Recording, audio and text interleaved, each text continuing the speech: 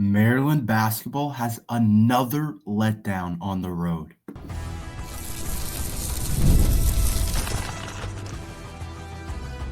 You are Locked On Terps, your daily podcast on the Maryland Terps, part of the Locked On Podcast Network. Your team every day. What's up, everyone? I'm Tre Moore, host of Locked On Terps, part of the Locked On Podcast Network, your team every day. So thank you for making us part of your day. And I'm also doing work at Inside Black and Gold. So make sure you guys head over to Inside Black and Gold for all your latest Terps news. And today's episode is brought to you by FanDuel. From the first whistle to the final drive, FanDuel makes the NFL playoffs even more exciting. Right now, new customers can bet $5 and get $300 in bonus bets if you win your first bet. Visit FanDuel.com to get started. Maryland basketball has another letdown on the road against Northwestern. And this is a theme that is coming up way too much. This is a theme of something that continues to happen for the Kevin Willard era for Maryland basketball. They cannot win on the road. They haven't been able to figure it out on the road. We haven't been able to figure out it out away from playing at our own spot. And I don't know exactly what it is. I don't know if we got to change something up in terms of the travel patterns, how we do certain things, how we go through walkthrough on the road. I don't know what we have to change. I don't know if it's just a coincidence that we continue to play horribly on a road, but a mark of a good team in basketball and college basketball and high school basketball and the NBA, whatever level of basketball you want to talk about, is being able to win on the road, being able to win away from your own place. And this Maryland basketball team continues to let us down on the road. At home, we'll do some really cool things. We'll win some really big games. But at the end of the day, you got to win games on the road. Later on, March Madness, forget March Madness, just the Big Ten tournament, things like that. That's played on the road usually. Usually you're not home for that unless you somehow get really lucky and end up playing at a spot that's really close to home. But usually you're playing on the road. Usually you're playing somewhere else. And if you want to win later on in the season, you're going to have to figure this out, because this is clearly a really bad problem for Maryland basketball. And it's something that just has to be fixed, something that is just not good enough so far this year. And it's not just this last game against Northwestern. It's plenty of other games where we just don't look right on the road. We've won games at home. We beat Minnesota at home this year. We beat UCLA at home this year. We've won other home games this year, but just so far on the road, it's been so poor, and it seems like we just can't figure it out. And we just continue to come up short on the road. Remember, we lost to Washington, a team that we were 10-point favorites against by 6 on the road. We lost to Oregon. Yeah, they're the 13th ranked team in the country, but we had every opportunity to be able to win that. We lost to Purdue. Yes, again, a very good team, but we had every opportunity to be able to win that. And then you look at games at home, we've been able to squeak them out. Ohio State was a big win for us at home. Minnesota, even though Minnesota shot the ball really well, we were able to figure it out at home. And that Minnesota team, if they shot the ball like that and we were on the road, I would have thought that we probably would have won or lost that game. And it's just something that can't happen. It's something that has to be able to change, because good teams in college basketball, the best coaches in college basketball, they figure out a way to be really good at home, but they also figure out a way how to pull out these games on the road. And it's annoying because this Northwestern team felt like we're better than them. Again, a lot of these games, it feels like we're better than the opposing team. It's just things down the stretch happen, and it's like, what the heck were you guys thinking? What were you guys thinking there? What were you doing there? And that's what happened down the stretch. There was a couple of plays that really stand out in my head that are just big examples of Maryland not doing the right thing on the road. And it feels like these things don't happen at home. When we got it into OT, forget just the regular period of game where we got lucky, honestly, to come back a little bit. But once we got it into OT, we get a 10-second violation. A 10-second violation by Jacoby Gillespie coming up the court. That's just something that can't happen. And if that doesn't happen, we very well might win that game. We were up by 2 points, I think it was at that point, and we had the ball. We had a chance to make it a 2-possession game. And overtime, it's tough to come back when the other team goes up 2 possessions. It's tough. It's hard to do. But Jacoby Gillespie takes a 10-second violation. That's like day one basketball, like rules that they teach you when you're in like middle school. 10-second violation. You can't take all day to walk up the court. That's something that just cannot happen. A 10-second violation, that's something that it just can't. And it feels like at home, Maryland doesn't make that type of mistake. They don't get a 10-second violation. They don't take a turnover like that. And that's just something that's embarrassing, honestly, for the team in the overtime period. And then Selton Miguel, we'll talk about more later. He looks off Jacoby Gillespie. Jacoby's wide open for a 3, an opportunity for us to go up, take the lead, and he looks him off and doesn't pass it, and we don't end up scoring that possession. And you could see how the bench looked after Selton Miguel did that. The bench got up and was they were pretty energetic and pretty clearly disappointed that he didn't pass that ball. And you have to be able to figure that out. Gillespie's wide open. He's one of our best 3-point shooters. I'd probably put him second to Rodney Rice in terms of shooting. Maybe some days you could argue Selton Miguel, but Gillespie's a really good shooter. And he's done a good job shooting the ball a lot of times this year. And Selton Miguel looks him off, and he's wide open. It was just something that can't happen. And just the way that Maryland plays on the road is just not good enough when we look at things. And then the turnovers on the road. You can't have 16 turnovers and expect to win the game. You just can't. It's just too many. It's too many turnovers, 16 turnovers. We tend to turn over the ball on the road. And a lot of teams that can happen to, but Maryland's really struggling with the turnovers. And things like that. When we play away from our own spot, we get away from our own brand of basketball. That just can't happen either. 16 turnovers, specifically Derek Queen. Derek Queen has these moments where he's just turning over the ball way too much. Sometimes he has to take a step back. You don't have to be a hero. You don't have to save the day, because 5 turnovers is too much, Derek Queen. It's too much. It's too many turnovers. You can't turn over the ball 5 times. You just can't. So that's something that I think he has to work on in a game like this where some other things are going well.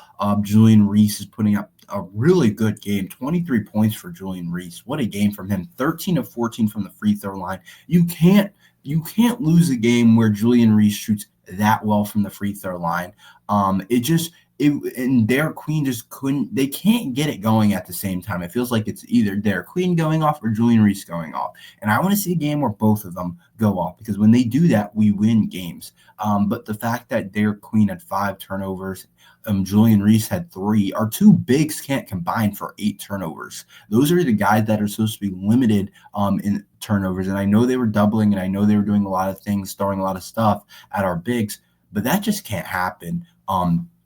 It can't happen at home. It can't happen on the road. That just can't happen in general for the Terps. And then we just didn't have a ton of assisted baskets. They had 17 assisted baskets compared to our 12. So we're playing more one-on-one basketball. But we also didn't shoot well from the field. We shot 38% from the field. We couldn't finish close to the rim. Like Derek Queen, 4 of 9. Selton Miguel, 2 of 9. Jacoby Gillespie, 5 of 15. Rodney Rice, 3 of 9 from the field. Julian Reese, 5 of 13. It was a really poor performance shooting from the field and finishing at the rim. And I think that that's something you have to get better at, something you have to look at the mirror and say, we haven't done a good enough job on the road with these different things. And you point to Kevin Willard first, but I don't know exactly. There's a lot to blame. There's just a lot to blame, and we'll talk about that later, what needs to change and what maybe I would consider doing.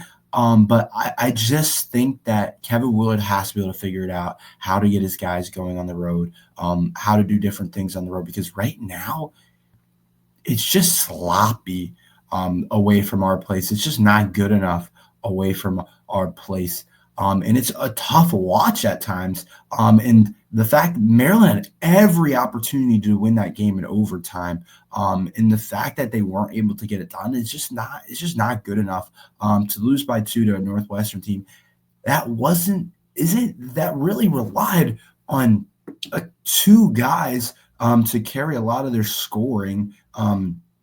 Two guys really did all their work, Martellini and Barnheiser, and we knew that going in. Martellini had 22, Barnheiser had 20. They did all their work. Nobody else was in double digits, and it's just not good enough from the Terps, and I think they have to be better and everywhere if we want to make it to the tournament. We're still going to have an opportunity, obviously, to make it to March and stuff. I thought we could be like a really solid, put ourselves in a really good position to have a good seeding and stuff like that, but we just got to get in at this point. But can Maryland get it back on Sunday? Another opportunity. Talk about that next.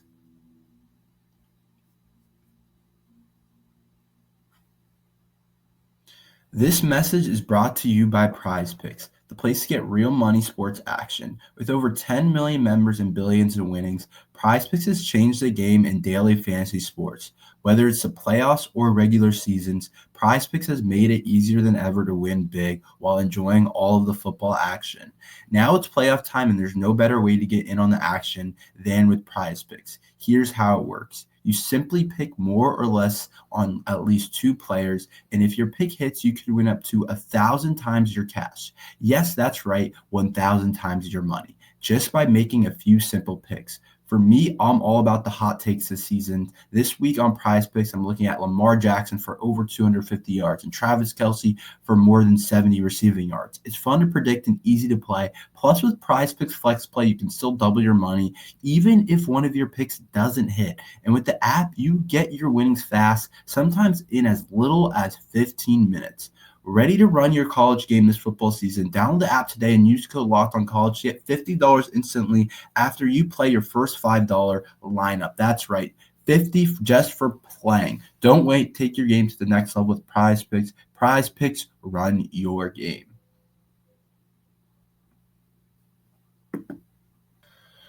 Maryland has another opportunity at home on Sunday to get back and revenge that bad loss to Northwestern and get that bad taste out of your mouth. You can't drop to 0-2 in this two-game skid against Northwestern and Nebraska. You can't. And I feel like I've predicted a Maryland win every single game, but I do think the Terps beat Nebraska on Saturday.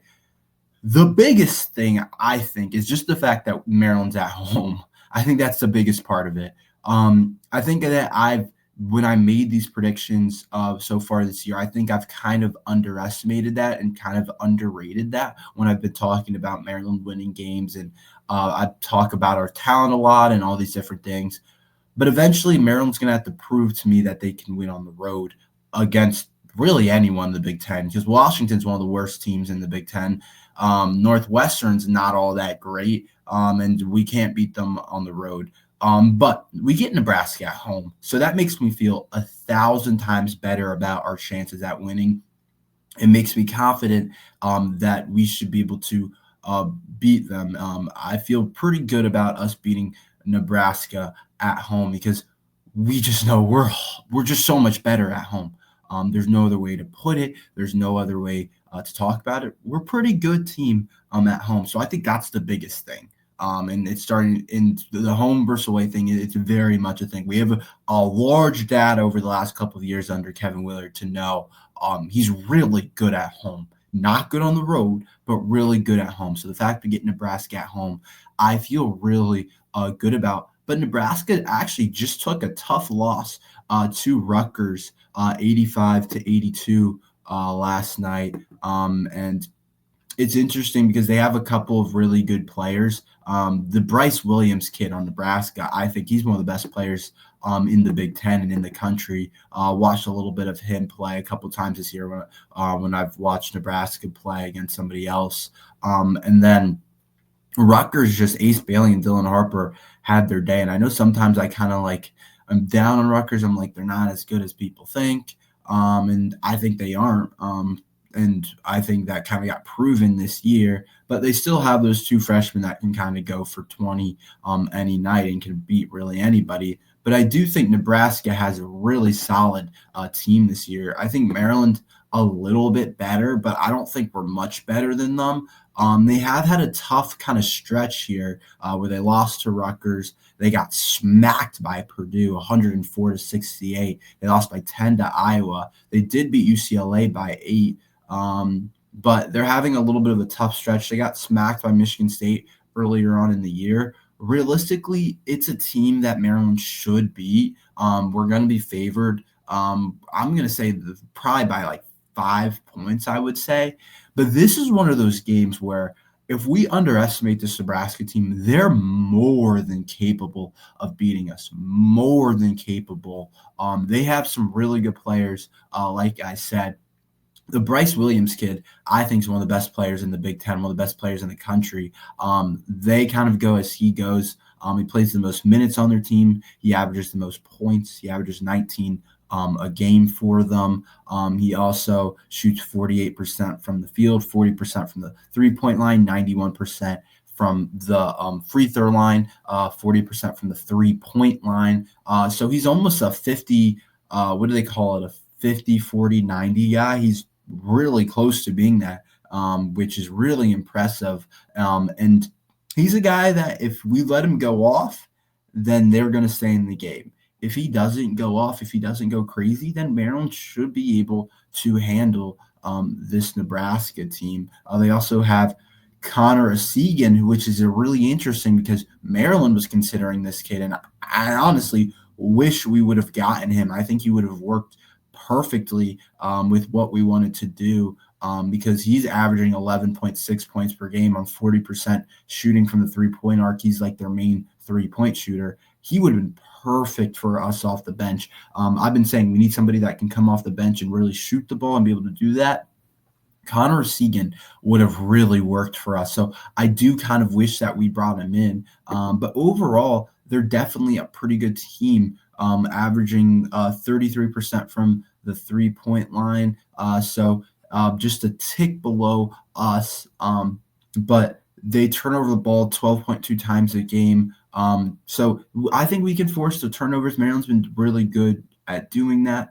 I think they're a mediocre Big Ten team, and I think we're better than them. And so far this year, they've just had some stinkers. And I think there's no reason for Maryland not to be able to get it back. We need to get it back. I'm not ready to call it a must-win game, but I think we need to get this one back against Nebraska. I really think we do. And I think we're going to have every opportunity to be able to do that on Sunday at 12 o'clock. I think it is. And it's going to be really disappointing if we lose that game too. Something that you just don't want to see the Terps drop another one. Let's talk about what really went wrong with the Terps. I think two guys have to play better, and one guy specifically has been playing really poor. Talk about that next. From the first whistle to the final drive, FanDuel makes the NFL playoffs even more exciting. Right now, new customers can bet $5 and get $300 in bonus bets if you win your first bet. That's $300 to keep the action going. The FanDuel app is easy to navigate, and the variety of bets keeps every game exciting. Plus, when you win, you get paid instantly. No waiting around for your winnings. Whether you're betting on your favorite team or just looking to add some extra excitement to the playoffs, FanDuel has you covered. Just visit FanDuel.com to join today and get started with $300 in bonus bets. That's FanDuel.com. Make this playoff season unforgettable with FanDuel, an official sportsbook partner of the NFL. So What went wrong for Maryland basketball? There's two different things. Number one issue I think has to be addressed. It's the Celta Miguel thing. I don't want to say it's the elephant in the room, but I think it's a big part of right now what's going wrong with this team. He's just not doing what we need him to do. And it's really as simple as that. He's not playing at the level we need him to play at. He's doing things that it just can't happen. He's just doing things that just aren't good enough. And he's letting us down in a lot of different areas. And last night, he wasn't good enough. I talk about the past when he looked off Jacoby Gillespie. That was probably the biggest part of it. You can't look off your teammate like that. Jacoby Gillespie's wide open. The defense is clearly rotating, and he looks off Gillespie. It was something that was just I was really surprised to see him do that, and pretty disappointed on how that went down. That just cannot happen. But he just hasn't looked good over the last couple of games. He had a stretch where he was looking really good against Syracuse, where he led our team in scoring and things like that. And I thought things were really going to look up for him, but he just hasn't looked that good. He played 36 minutes, so he played a lot of minutes, but shot 2 of 9 from the field, 0 of 4 from the three-point line. And to be honest, the ball dies with him sometimes. We'll have the ball. I talked about the Gillespie thing, but just in general offense, sometimes he'll try and get into his one-on-one game, try and get into his ISO game. And that's just not what we need. And we don't need to play like that. And it's just when he's not making 3-point shots, it's tough to kind of see how he fits in. And it's a clear weakness right now. He's not bad. He does a lot of things well, but I just think it's something that he needs to be better at. And something overall that I'm just going to be looking at him to fix and for him to improve and be better at for the Terps. I think he can be a good shooter. I think he can do some things well, but I just think right now it's a huge problem. That's all we have for today. Thank you for listening to Locked on Terps. Make sure you like and subscribe. We're here every day talking Maryland football and basketball. So thank you for listening to Locked on Terps.